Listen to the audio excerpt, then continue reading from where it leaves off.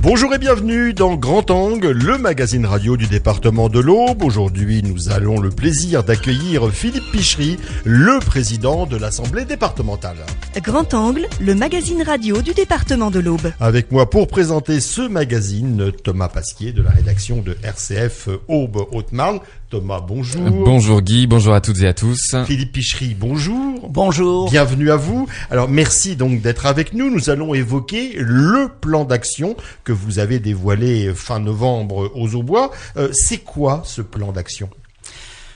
Alors, il est d'usage dans les collectivités à peu près à mi-mandat de faire un premier compte-rendu. Et en réfléchissant avec mes collègues, on s'est dit que rappeler ce qui avait été fait depuis quelques années, c'était peut-être pas ce qui intéressait le plus les habitants de ce département, et que ce serait beaucoup plus intéressant et beaucoup plus dynamique de les informer de ce que l'on veut faire dans les années qui viennent.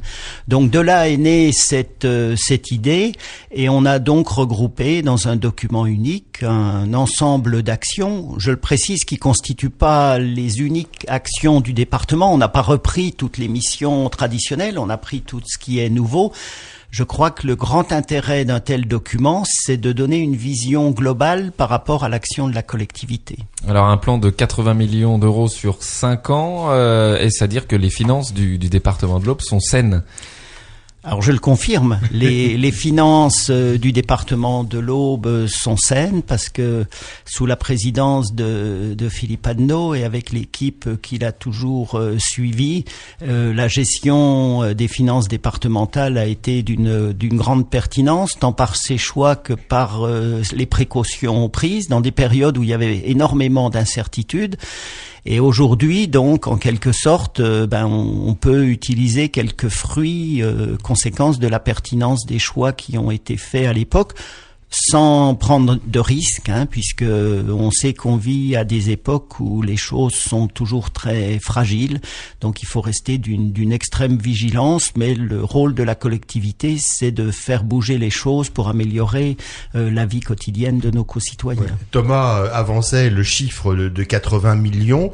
Ça sera beaucoup plus qui seront en fait injectés dans l'économie auboise. Effectivement, les 80 millions dont on a parlé par rapport à ce plan, et ce chiffre sera affiné au fur et à mesure de la réalisation des études de mise en œuvre de projets, c'est la part qui reste à la charge du département. Mais le département va mobiliser des financements croisés, absolument, des financements de l'Europe, des financements de l'État, des financements de la région, des financements de nos partenaires tels que Troyes Champagne Métropole, notamment la ville de Troyes, des financements sur lesquels on a déjà eu des échanges très très avancés.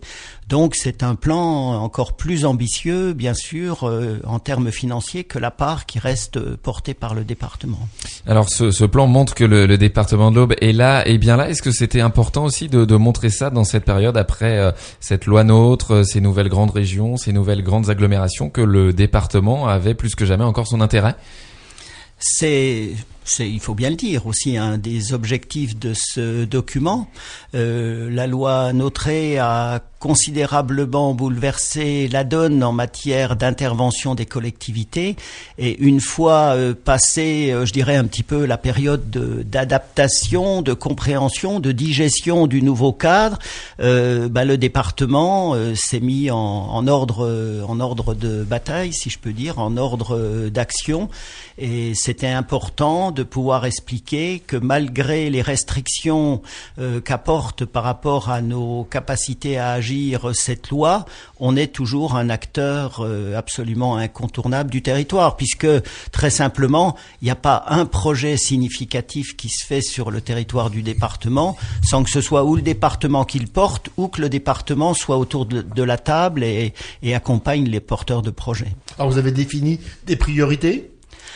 On a défini des priorités. Alors pour la lisibilité du document, on les a classées en trois thématiques qui sont très classiques. Les solidarités humaines, c'est la mission première d'un département, avec notamment tout ce qui touche l'action sociale. La solidarité vis-à-vis des personnes âgées, des personnes handicapées, des personnes en situation de grande faiblesse ou démunies, avec normalement notamment le RSA. Les solidarités territoriales, deuxième grande mission, puisque le département doit veiller à ce que son territoire se développe de façon harmonieuse, quels que soient les moyens et l'importance des différents territoires qui le constituent. Et puis la grande vocation d'aménagement et de développement du territoire. Donc les actions sont présentées selon ces trois thématiques. On les développe, ces thématiques. On va les développer, absolument, sachant que en matière d'aménagement et d'attractivité du territoire, c'était un peu plus compliqué parce que vous n'avez plus la compétence en matière économie, c'est ça ? C'est ça, oui. Donc il faut jongler, il faut trouver, biaiser. Il y a ce qui existe déjà et ce qui va exister, voilà. C'est ça ? C'est ça. Alors, en matière économique, donc bien sûr, on intervient dans le cadre de la loi. La loi a retiré au département le droit d'intervenir dans le domaine économique, ce qui est une aberration de mon point de vue. Une entreprise qui frappe à votre porte, président Pichery, je veux m'implanter à Troyes, ou par exemple sur votre zone d'activité, je peux pas. Alors, ce que je peux faire, mais c'est pas au titre de l'action économique, c'est au titre de la gestion du patrimoine. La Constitution prévoit que tout un chacun a droit à gérer son patrimoine.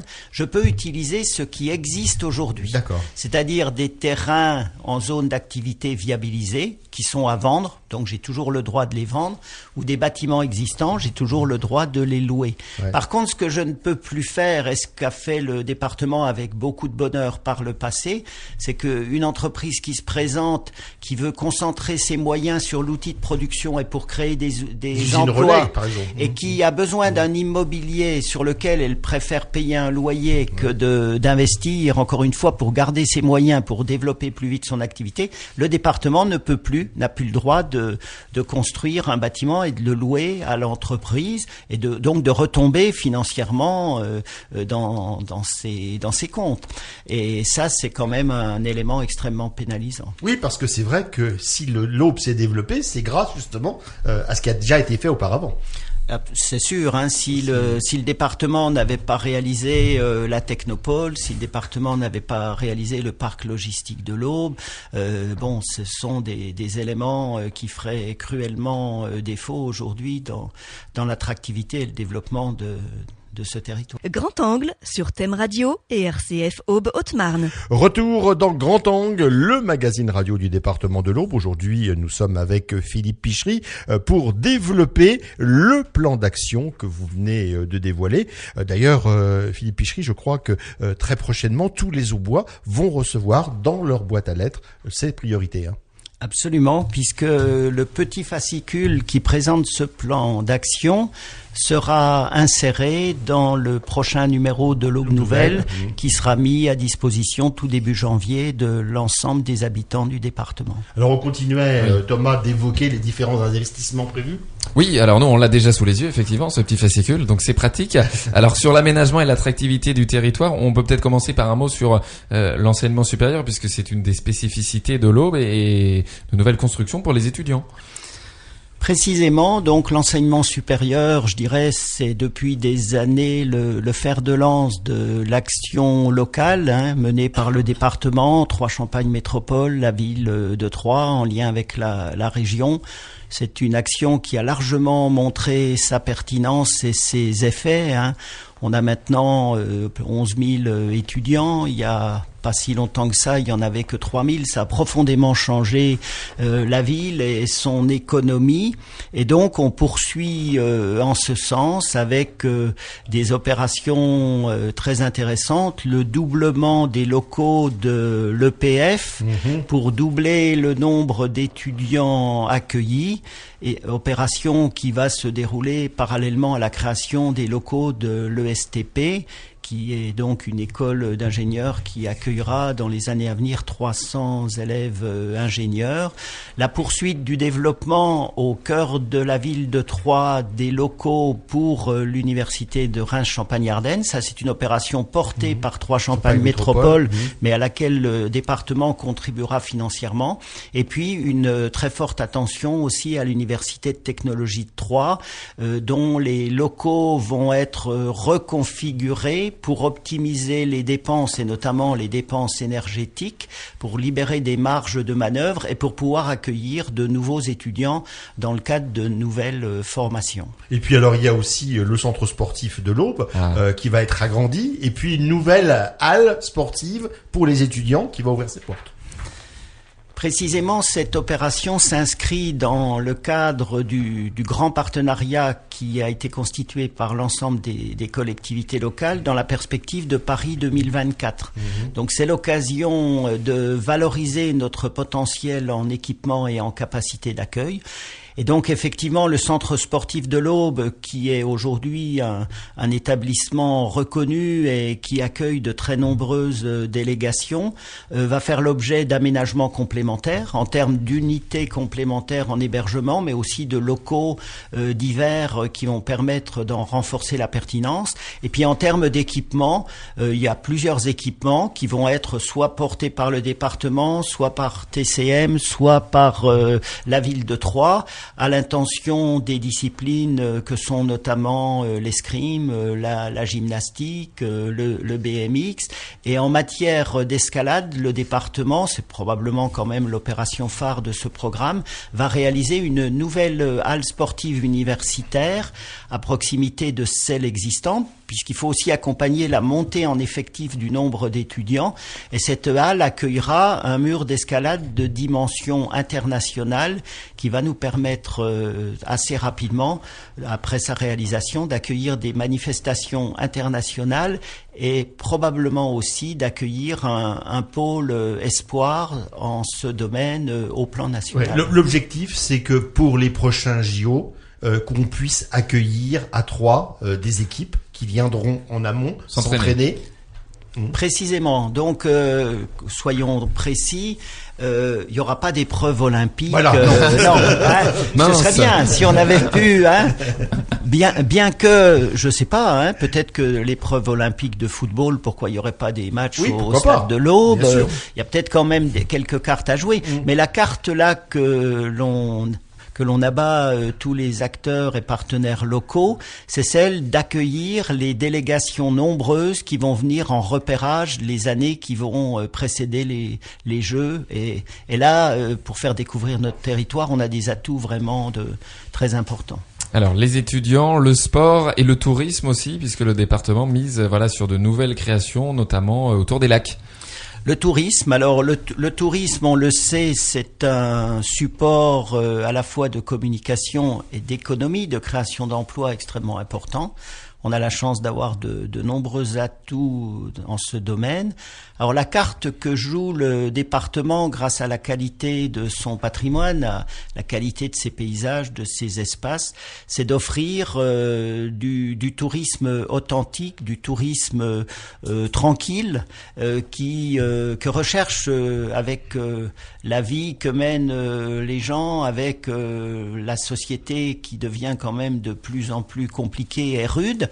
Les vacances maintenant, c'est un moment souvent recherché de calme, de détente, et de ce point de vue-là, on a des cartes aussi à mettre en valeur, et notamment par rapport au potentiel important que représentent les lacs de la forêt Montée en puissance depuis que le département a repris la gestion des bords des lacs.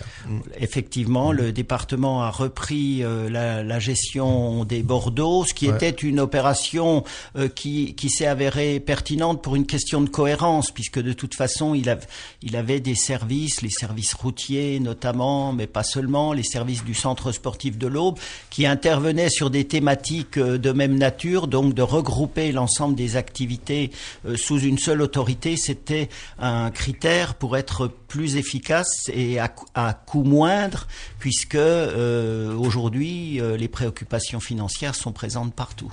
Grand Angle, en partenariat avec le département de l'Aube. Suite et fin donc du magazine Grand Angle, le magazine radio du département de l'Aube. Je vous rappelle que nous sommes avec Philippe Pichery, le président de l'Assemblée départementale, et que nous essayons de développer un petit peu, de commenter les différentes priorités du département de l'Aube pour les 5 ans à venir. Et je crois, Thomas, que vous vouliez évoquer l'aspect social. Et évidemment, on l'a dit dans la première partie de l'émission, c'est l'aspect numéro numéro 1, le plus important dans la gestion d'un département. Et donc là aussi, c'est le budget numéro 1, je crois. Oui, c'est ça. Ça représente budget numéro 1. Numéro 1.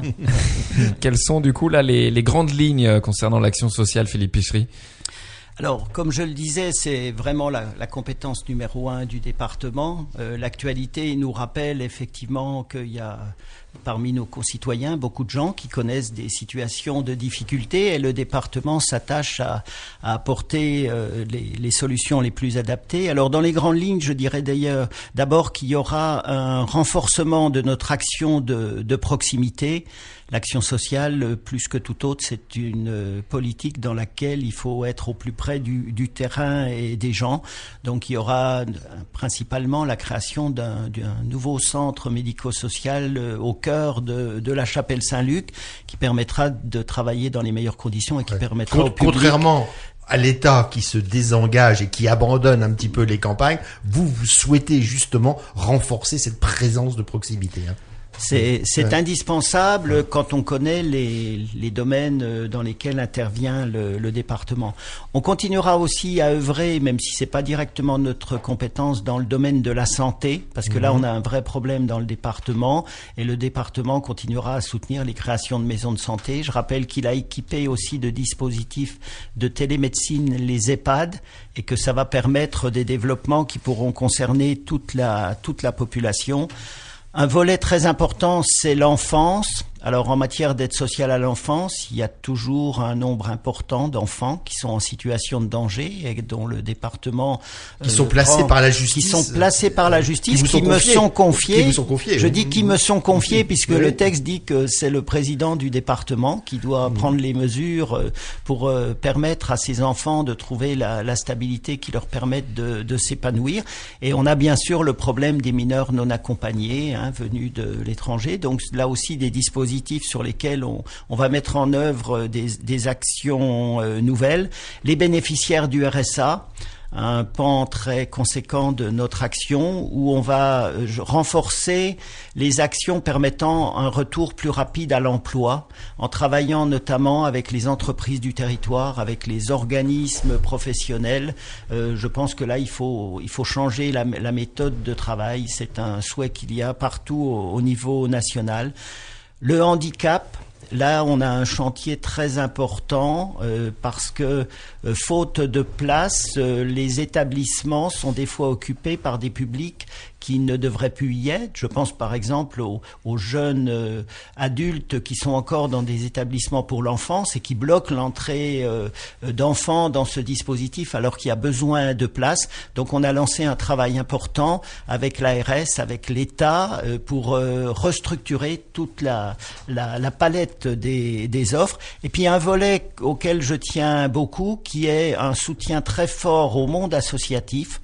Dans ce domaine de l'action sociale, nous avons un partenaire assez exceptionnel qui est le monde associatif. Le monde associatif a des difficultés, c'est compliqué, donc on a décidé de renforcer nos aides à ce monde associatif, notamment par des aides à l'investissement pour créer les équipements et les moyens qui permettent de soutenir l'action de ces acteurs associatifs. Et le département y a déjà consacré des sommes très conséquentes et va continuer en ce sens. Et puis il y a aussi les collèges qui sont toujours de la compétence du département.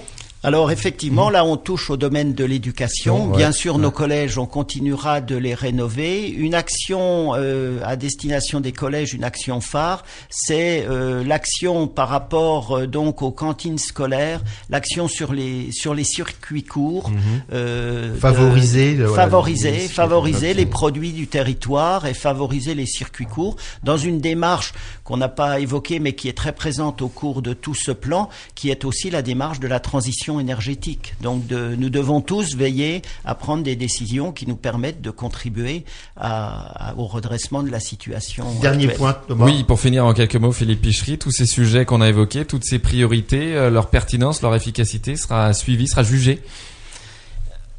Nous avons souhaité, indépendamment des 3 thématiques que j'ai indiquées, d'ajouter un 4e sujet qui est effectivement la pertinence et l'efficacité de l'action publique. Je disais que les fonds publics sont rares. On a un devoir, on a vraiment une obligation de rendre compte et d'évaluer ce que l'on fait. Donc nous mettons en place des dispositifs d'évaluation, sachant qu'il y a aussi des supports essentiels à cette action, le partenariat. Nous sommes convaincus que aujourd'hui, les fonds étant rares, il faut unir les forces et surtout pas les opposer. Donc je crois que le département s'est fait une spécialité d'être fédérateur dans les partenariats, et puis aussi de pouvoir mettre à disposition de celles et ceux qui n'ont pas les moyens humains nécessaires, leur mettre à disposition les moyens, les techniques, l'ingénierie qui leur permettent de mener à bien leur projet à une époque où tout prend énormément de temps. Merci à vous Philippe Pichery, merci à vous Thomas, merci d'avoir beaucoup. répondu à nos questions. Joyeux Noël. Joyeux Noël, bonne fête de fin d'année, et puis on rappelle aux Aubois qui vont trouver très prochainement dans leur boîte à lettres nos priorités pour l'Aube, dans le supplément donc de l'Aube Nouvelle. Merci à vous, au revoir.